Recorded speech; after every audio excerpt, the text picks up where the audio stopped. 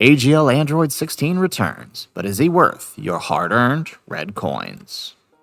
How's it, everybody? Celtic Link here. We got another Dokkan Battle video for you here today. We have the April Fool's AGL tag Vegeta and Nappa banner live currently in Dokkan, and with it returns quite a few characters for you to purchase with your hard-earned red coins, namely being the AGL Android 16 from the December celebration. And in this video, we're going to break down whether or not he is worth your 400 hard-earned red coins. So first, let's start by stating the obvious before we take a look at 16 himself. Number one, if you did not pull the Saiyan Day Majin Vegeta and Super Saiyan 2 Goku, if you did not pull the Ent Super Saiyan 4 Goku and Vegeta, if you did not pull the STR Daima Goku from the 11th anniversary, then of course you should be saving your coins for when they make their return during likely TDC, which is in July, maybe even worldwide celebration in September. Whenever, this is what you should be saving your coins for. Likely one of these two characters. Majin Vegeta, right? I would see these guys coming back during TDC and these guys coming back during GDC, Worldwide Celebration, more than likely, seeing as they are in LR. With that said, right, if you did not pull Daima Goku or Dabura, then definitely save for them as well, as one, they are post 11th anniversary units, except this guy, but I do believe he is probably one of the most valuable TURs you could own next to Dabura. Dabura, especially with this Terrifying Conqueror's leader skill, as we are likely to see many of them coming in the near future. So I would say that they are the two most valuable TURs, and if you didn't have them, I would recommend saving your coins for them over 16. With that said, let's take a look at 16. So 16 leads androids uncontrollable power key 3, 200% HP, and 170% attack and defense.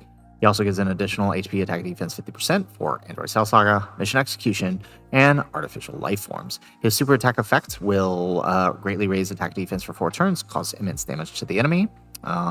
And his unit super attack will greatly raise his attack defense for 4 turns, while also raising allies' defense for 2 turns, and it can be activated as long as you have an Android 17 or 18 attacking in the same turn. He does have an entrance animation when there's another Android's ally on the team. It gives him permanent guard and a permanent all allies 16% defense. Basic effects include key 3, attack defense 260%, all allies 16% defense, and androids or uncontrollable power allies an additional 60% attack. When attacking, he gets attack 260%, and when receiving an attack, he gets defense 160%. As the first attacker in turn, he gets damage reduction rate 60%, additional attack that has a 70% chance to become a super attack, and gives all allies defense 30%, plus an additional attack 30% for characters who are also on androids or uncontrollable power, and this is as the first attacker. Now, as the second or third attacker, he gets an additional defense 60%, launches an additional attack when attacking, and as the third attacker in turn, he gets attack 60% and performs a critical hit when attacking. When there's an enemy who includes Goku, or starting from the 5th turn, he gets an additional attack 60%, and once only an additional attack 60% when attacking as the third attacker in the turn. So he does have an active skill that can be activated when there's an enemy whose name includes Goku, or starting from the 5th turn, and it will massively raise his attack temporarily, causing ultimate damage to the enemy and disables enemy actions once within the turn. So basically, he is designed as an Uber support unit, really supporting the androids category. Obviously, you know, you have a little bit extra with that uncontrollable power, but that's really to cover the tech androids more so than anything. He does really well in his role as a supporter. It's tough running him as lead for the team. Because having 2 of them around really eats up 2 of your slot 1s, and you really don't want to have one of them floating off too much, because where this guy benefits with 2 is having each in slot 1 until you're ready to do that active skill where you pop him into the 3rd slot. To pop that active skill and get that extra attack, right? Because if you use his active skill in the 3rd slot, it will activate this, and it will activate this. So it's very nice. It's very helpful. But again, where he comes in is in the support. So if you actually have a good Android setup, right? So if we just look at the category here, right? If you have the LR17, if you have the EZA Gammas, if you have right, these two here, if you have the STR17 or even the Cell, then you've got a pretty good setup for the androids. And I know a lot of people like to dog on him for not being as crazy in Bio Broly, but he's got some really good setups with the Gammas that can take that fight down quite easily. And with the new fight until it goes away being Goku, he actually can proc most of his passive at all times versus the Goku. So that's really nice having that up against him.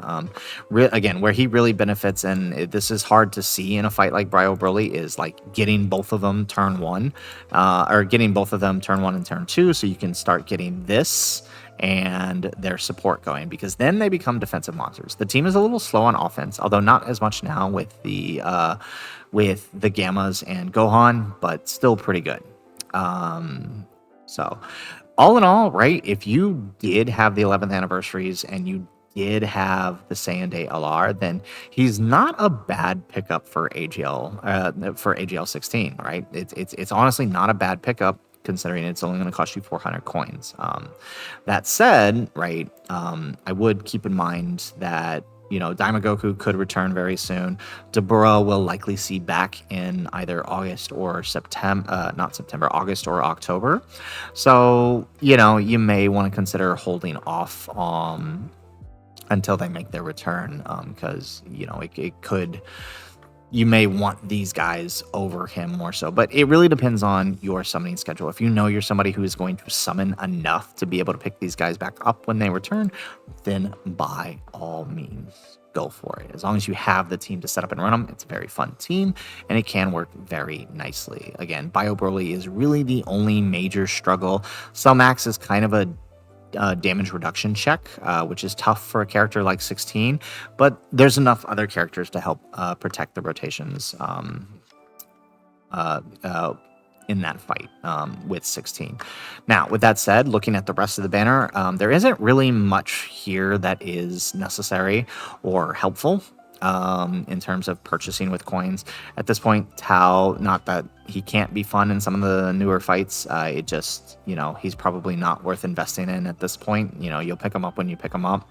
Ginyu, EZA just kind of fumbled. Yamcha could be good, right? If you did pull the this guy and you want to start running a Saiyan Saga team, Yamcha is a good option.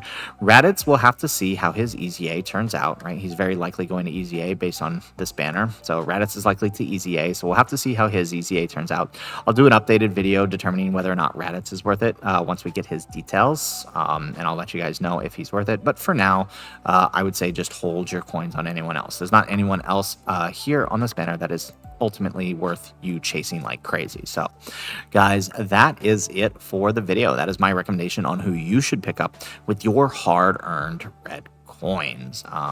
Realistically, AGL 16, while great, probably not someone you should super chase unless you have everything else I listed beforehand. That is ultimately up to you to make that decision. So guys, that's it for the video. If nothing else, thanks for watching, and aloha.